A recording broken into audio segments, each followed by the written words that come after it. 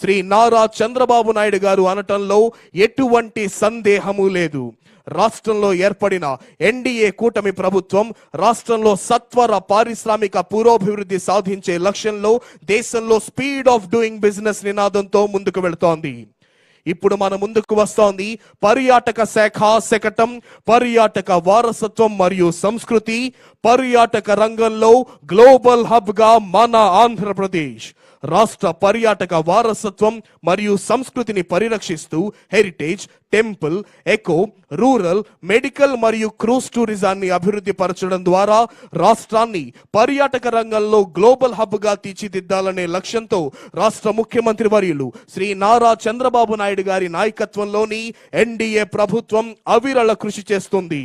అందుకు తగ్గట్టుగా పర్యాటక రంగంలో పెట్టుబడిదారులను పెద్ద ఎత్తున ఆకర్షించేందుకు స్వర్ణాంధ్ర 2047 విజన్ డాక్యుమెంట్ లోని లక్ష్యాలను నిర్దేశించుకొని వాటి సాధనకై పర్యాటక రంగానికి పరిశ్రమల హోదాను కల్పించడంతో పాటు 2024-29 టూరిజం పాలసీలో నూతన విధానాలకు రూపకల్పన చేసుకోవడం జరిగింది. స్వర్ణాంధ్ర సాధనకు 3వ సూత్రం నైపుణ్యం, మానవ వనరుల అభివృద్ధి. ప్రాథమికోన్నత విద్య నుంచి ఇంటిగ్రేటెడ్ స్కిల్లింగ్ కార్యక్రమం స్కిల్ పాస్పోర్ట్ ద్వారా అంతర్జాతీయంగా ఉద్యోగాలు అందిపుచ్చుకునే అవకాశాన్ని కల్పించటం. అందులో భాగంగా మన ముందుకు వస్తోంది పాఠశాల విద్యాశాఖ సమగ్ర శిక్షా శకటం వికసిత ఆంధ్ర. కేజీ నుండి పీజీ వరకు సంస్కరణలతో నవశకానికి నాందిని పలుకుతూ ఎన్నో కార్యక్రమాలు చేపడుతోంది మన రాష్ట్ర ప్రభుత్వం. 1 నుండి 10 తరగతుల విద్యార్థులకు సరికొత్త రంగులతో Sarvepalli Radhakrishnan Vidyarthi Mitra student kit, inter విద్యార్థులకు books, NEET, JEE competitive material అందజేస్తోంది రాష్ట్ర ప్రభుత్వం. డొక్కా సీతమ్మ మధ్యాహ్న బడి భోజన పథకం ద్వారా జోన్లు వారీగా విద్యార్థులకు నచ్చేలా మెచ్చేలా మెనూలో మార్పును తీసుకొచ్చి జనవరి 4 నుండి ఇంటర్ విద్యార్థులకు కూడా మధ్యాహ్న భోజన పథకాన్ని అందిస్తోంది రాష్ట్ర ప్రభుత్వం. ఇప్పుడు మన ముందుకు వస్తోంది నైపుణ్యాభివృద్ధి మరియు శిక్షణ శాఖ శకటం. గౌరవ ముఖ్యమంత్రి వర్యుల నిర్దేశానుసారం నాలెడ్జ్ ఎకానమీని అభివృద్ధి కోసం నైపుణ్య శిక్షణ ప్రధాన ధ్యేయంగా పాలిటెక్నిక్ మరియు ఐటీఐ ద్వారా పరిశ్రమలకు అనుగుణమైన వృత్తి, విద్య, ఉద్యోగ అవకాశాలే ప్రధాన లక్ష్యంగా ప్రాధాన్య రంగాలతో నైపుణ్య శిక్షణ మరియు అంతర్జాతీయ ఉద్యోగాలు పొందడంలో సహాయం చేయడం జరుగుతోంది. స్వర్ణాంధ్ర 2047 సంవత్సరం నాటికి ఆంధ్రప్రదేశ్ ను భారతదేశ నైపుణ్య రాజధానిగా తీర్చిదిద్దేందుకు గాను యువతకు సాధికారత కల్పించడంలో భాగంగా వినూత్న శిక్షణ కార్యక్రమాలు మరియు వ్యూహాత్మక పరిశ్రమల సహకారంపై దృష్టిని సారించింది రాష్ట్ర ప్రభుత్వం.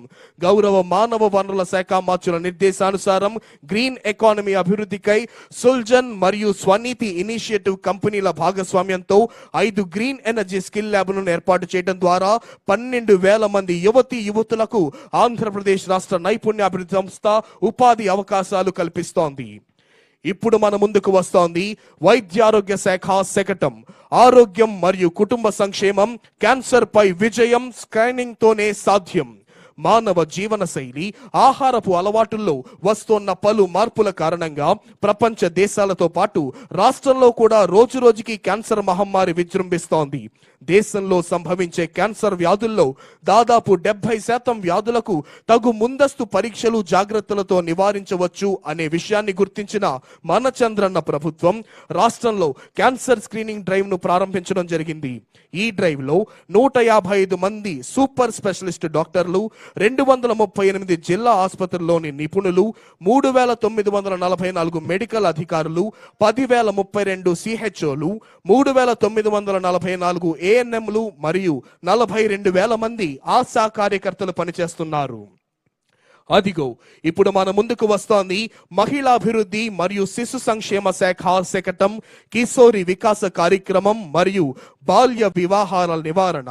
స్వర్ణాంధ్ర 2047 విజన్ 10 సూత్రాల్లోని నైపుణ్య మరియు మానవ వనరుల అభివృద్ధిలో భాగంగా కిశోరి వికాసం కార్యక్రమం నుండి స్ఫూర్తి పొందిన బాలిక ప్రభుత్వం ఇచ్చిన ధైర్యంతో 1098కి ఫోన్ చేసి తన వివాహ నిలుపుదల చేయటమే కాక తనకు నచ్చిన రంగంలో ప్రగతి వైపు అడుగులు వేస్తోంది. ప్రతి బాలిక ఆకాశమే హద్దుగా దూసుకుపోవటమే గౌరవనీయులైన ఆంధ్రప్రదేశ్ రాష్ట్ర ముఖ్యమంత్రి వర్యులు శ్రీ నారా చంద్రబాబు నాయుడు గారి నేతృత్వంలోని సమర్థమైన ఆంధ్రప్రదేశ్ రాష్ట్ర ప్రభుత్వ లక్ష్యం. చట్ట వ్యతిరేకంగా వివాహాన్ని తలపెట్టిన కుటుంబ పెద్దలను కటకటాల్లో పెట్టారు. చంద్రన పాలనలో శివంగిలా దూసుకు వెళుతున్న బాలల అభివృద్ధి దేశానికే గర్వకారణం. స్వర్ణాంధ్ర సాధనకు 4వ సూత్రం నీటి భద్రత. నదుల అనుసంధాన ప్రాజెక్టులు, అధునాతన నీటిపారుదల వ్యవస్థలను అమలు చేయడంతో పాటు తెలుగు తల్లికి జలహారతినిస్తూ వస్తోంది జల వనరుల శాఖ శకటం. రాష్ట్రంలోని రాయలసీమ మరియు పశ్చిమ ప్రకాశం, నెల్లూరు జిల్లాల్లో తరచుగా సంభవించే కరువు కాటకాల నుండి అన్నదాతలకు పూర్తిగా రక్షణ కల్పించాలనే సత్సంకల్పంతో రాష్ట్ర ముఖ్యమంత్రి వర్యులు శ్రీ నారా చంద్రబాబు నాయుడు గారి మేధో మథనం నుండి ఉద్భవించిన మహోన్నత project Godavari Banakacherla ring project. Rayalaseema ప్రాంత జలముఖ ద్వారమైన బనకచర్ల రెగ్యులేటర్ కు గోదావరి జిల్లాల మళ్లింపు ద్వారా రాయలసీమలో కరువు కాటకాల సమస్యకు శాశ్వత పరిష్కారం కలుగుతుంది. రాయలసీమ మరియు పశ్చిమ ప్రకాశం, నెల్లూరు జిల్లాల్లోని అన్నదాతల జీవన ప్రమాణాలు పెరిగి వారి ఆర్థిక భద్రత కల్పించే దిశగా గేమ్ చేంజర్ గా ఈ ప్రాజెక్టు పనిచేస్తోంది. అదిగో ఇప్పుడు మన ముందుకు కదిలి వస్తోంది అటవీ శాఖ శకటం పర్యావరణ పర్యాటకం. రాష్ట్ర ముఖ్యమంత్రి వర్యులు శ్రీ నారా చంద్రబాబు నాయుడు గారి సారథ్యంలో రాష్ట్రంలో అటవీ విస్తరణం 50% పెంపొందించే లక్ష్య సాధన దిశగా మన ముందుకు వస్తోంది అటవీ శాఖ. రాష్ట్ర ప్రజలకు మానసిక, శారీరక ఆరోగ్యం మరియు ఆహ్లాదకరమైన వాతావరణాన్ని అందించాలనే లక్ష్యంతో పట్టణాలకు సమీపంలో ఉన్న నగర వనాలను అభివృద్ధి చేసే లక్ష్య సాధనలో భాగంగా ఇప్పటికీ రాష్ట్రంలో ఉన్న 61 నగర వనాలకు అదనంగా మరో 11 నగర వనాలను ఏర్పాటు చేసేందుకు అటవీ శాఖ చర్యలను చేపట్టింది. ప్రజలకు ఉపాధి కల్పన, ఆహ్లాదంతో పాటు ఆరోగ్యాన్ని, విజ్ఞానాన్ని అందజేయాలనే లక్ష్యంలో భాగంగా ప్రకృతి పర్యాటకాన్ని ప్రోత్సహిస్తోంది మన చంద్రన్న ప్రభుత్వం. ఇప్పటికే ఏర్పాటు చేయబడిన 48 కమ్యూనిటీ ఆధారిత ఎకో టూరిజం స్పాట్స్ ను మరియు jungle safari, boating, trekking, watch towers, cottages, enforcement education centres ను మరింత అభివృద్ధి పరచడం జరిగింది. స్వర్ణాంధ్ర సాధనకు 5వ సూత్రం రైతు సాధికారత.